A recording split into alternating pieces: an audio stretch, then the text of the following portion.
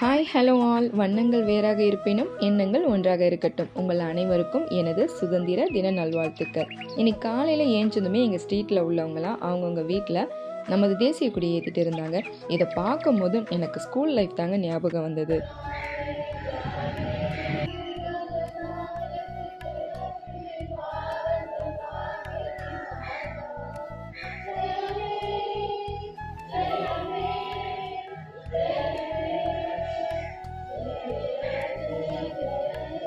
நம்ம அனைவருக்கும் சுதந்திரம் வாங்கி கொடுத்தவங்களுக்கு ஒரு பெரிய சல்யூட் இந்த டைமில் நான் சொல்லிக்கிறேன்.